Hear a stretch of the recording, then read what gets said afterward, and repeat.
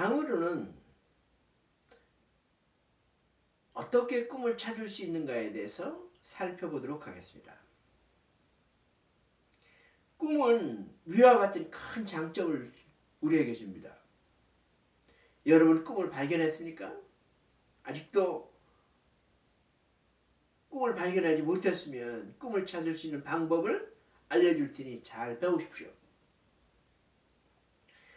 첫 번째, 가장 간단하게 아래와 같이 한번 해보십시오. 내가 아무 제약도 없다고 가정하고 가장 하고 싶은 일을 생각해 보십시오. 아무 제약이 없다는 말은 내가 시간도 충분하고 돈도 많고 또 능력도 충분해서 그 일을 하는데 아무런 지장이 없다라고 생각해 보라는 것이죠. 그것을 끄집어낼 수 있으면 첫 단계는 아주 잘한 겁니다. 두 번째 단계. 그 다음 단계는 이것에 대해서 조사하는 겁니다. 조사하는 거는 요즘은 가장 쉽게 할 수 있죠? 인터넷 검색하는 겁니다. 인터넷에 접속해서 검색어를 집어넣고 검색합니다. 많은 글이 뜨겠죠? 그 중에서 좋은 기사를 선택해서 그 분야를 훑어보십시오.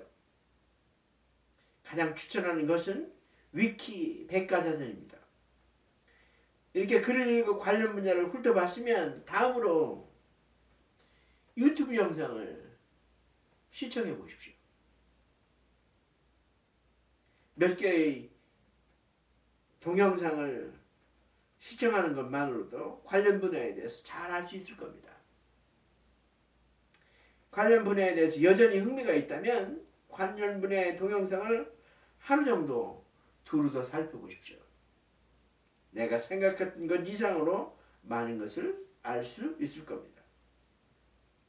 세 번째, 더 자세하고 정확하며 깊고 정리된 정보를 얻으려면 책을 봐야 합니다. 꿈찾기를 도와주는 책이 많이 있지만 이지상 작가가 쓴 꿈꾸는 다락방을 추천합니다.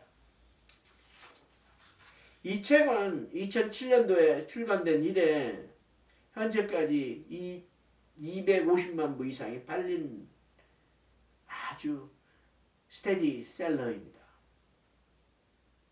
이 책에서는 생생하게 꿈꾸면 현실이 된다는 꿈의 공식을 제공합니다.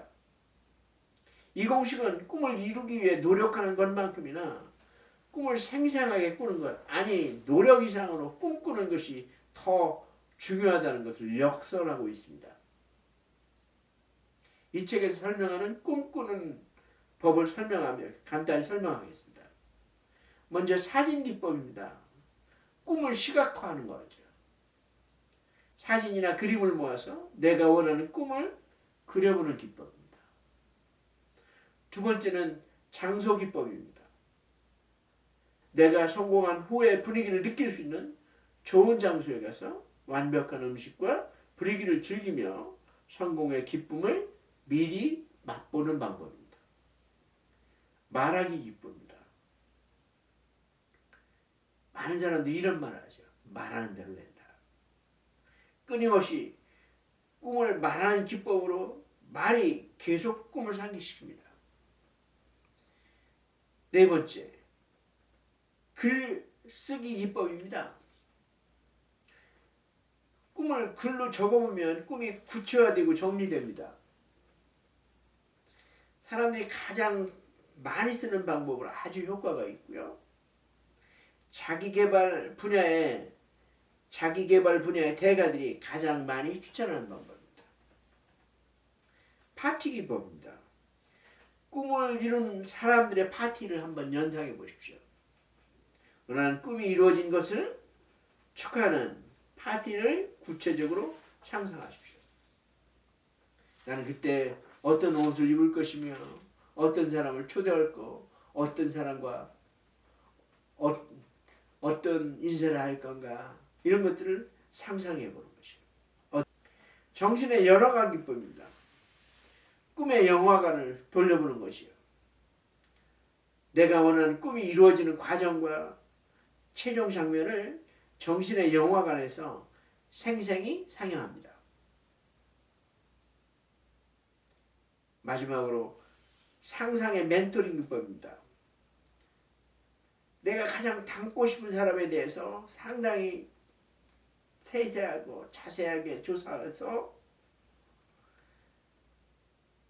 그의 행동 패턴을 익히는 겁니다. 그래서 내가 어떤 행동을 하려고 할 때 내가 그러면 어떻게 했을까 생각하면서 따라하는 것이죠. 그 사람을 멘토로 모시고 사는 것이요. 여러 방법들 중에서 글로 적는 방법이 가장 많이 사용되는 우수한 방법입니다. 꿈을 글로 적는 방법을 잘 사용해서 성공한 사람이 세계적인 김밥 체인의 김승우 사장입니다. 김승우 사장은 가장 성공한 재미 한국인 사학가 10명 중 1명이며 스노우박스라는 회사의 회장입니다. 김승우 사장은 중앙대학교에서 사장학 강의를 개설하고 사장들을 가르칩니다. 그가 사장들에게 가장 강조하는 말은 꿈을 적어보라. 그러면 반드시 성공할 것이다. 라고 얘기하죠. 그는 중앙일보에서 이렇게 말합니다. 100일 동안 100번 쓰기를 하면 목표를 이룰 수 있다. 진정으로 바라는 목표가 있으면 100일간 매일 100번 쓴다. 생각보다 쉽지 않은 일이다.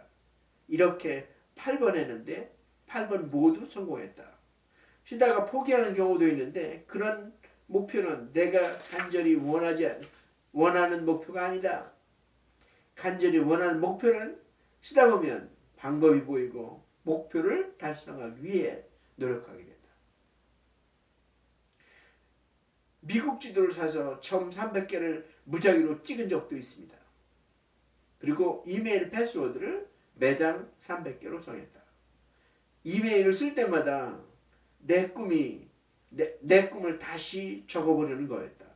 5년이 지나니 정말 300개의 매장이 됐다.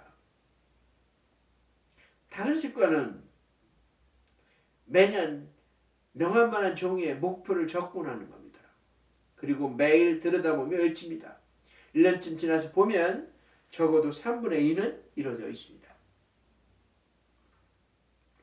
쓰는 것의 장점입니다. 먼저 생각이 깊어집니다. 머릿속 생각으로 생각이 깊어지기는 어렵습니다. 일단 문장으로 써놓으면 볼 수 있어서 다른 생각이 나고 생각이 깊어져 해결책이 나올 수 있습니다.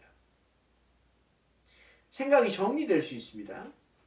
머릿속으로 생각하면 생각들을 정리하는 것이 매우 어렵습니다.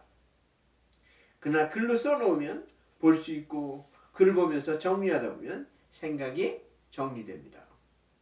세 번째, 뇌를 활성화시킬 수 있습니다. 이건 대단히 중요한데 일단 써놓고 시작하면 뇌는 활동하기 시작합니다. 이런 현상은 여러 곳에서 볼 수 있습니다. 밥 먹기 싫은데 일단 먹기 시작하면 생각 이상으로 밥이 먹히는 일이 흔하게 일어납니다. 이런 효과를 작동 흥분 이론이라고 해요. 일을 한번 시작하면 그 일을 할 수 있다는 거죠. 글로 써놓으면 뇌가 활성화되어 계속 그 생각에 새로운 생각을 덧붙입니다. 또 지속적으로 생각하게 합니다. 완성하지 못한 일은 마음속에 계속 떠오릅니다. 이런 효과를 자이가르닉 효과라고 합니다. 이 효과는 여러 가지 일을 할 때 도움이 됩니다. 다 하지는 못하지만 내가 하려고 하는 일을 이렇게 적다가 보면 그 일이 계속 생각나서 계속적으로 나아갈 수 있게 되는 거죠. 의식적으로 생각하지 않더라도 무의식적으로 생각을 계속하기 때문입니다.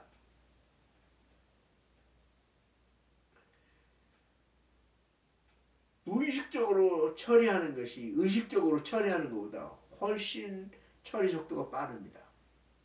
어마어마하게 빠릅니다. 눈깜빡할 사이에 일어납니다. 또 그 다음에 6번째로 처음과 마지막을 알면 중간을 예측할 수 있습니다. 이런 현상을 패턴 완성 기능이라고 하고요. 일단 시작하고 결말을 생각하면 모든 일을 단계적으로 하지 않아도 되니 그만큼 노력이 절감됩니다.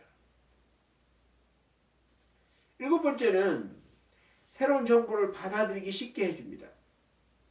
어떤 것을 계속 생각하다 보면 다른 것을 놓치기 쉽습니다. 그러나 적어놓고 생각을 내려놓으면 새로운 정보를 예민하게 받아들일 준비가 됩니다. 일단 생각을 적어놓으면 그 생각이 사라지지 않아 마음 놓고 잊고 살 수 있고 필요하면 또 볼 수도 있습니다. 8번째로 지속적으로 글을 읽으면 강력한 준력을 얻을 수 있습니다. 머릿속의 생각은 반복해서 할 수 없습니다. 글로 쓴 것은 스스로 반복해서 볼 수 있습니다.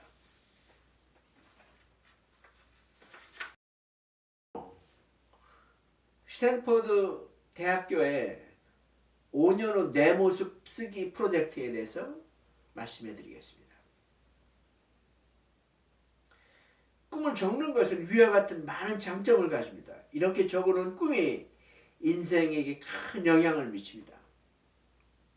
한 번은 스탠퍼드 대학교에서 학생들에게 가장 바람직한 영향을 미친 학습한 거나 강의나 프로그램을 적어내라고 했습니다. 그랬더니 5년 후 내가 어떻게 될 것인가를 생각하고 적어내는 프로그램이 선정되었습니다.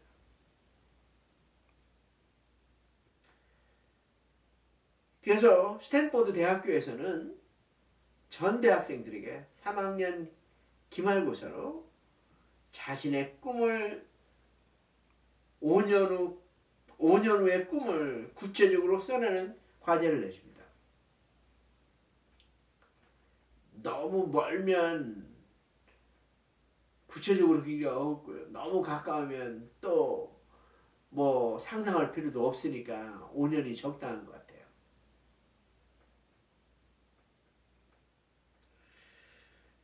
이렇게 써내놓은 그 꿈을 놓고 계속 곱씹어 갑니다. 그리고 1년 동안 곱씹은 후에 4학년 기말고사에 다시 꿈을 자세하게 써서 내게 합니다.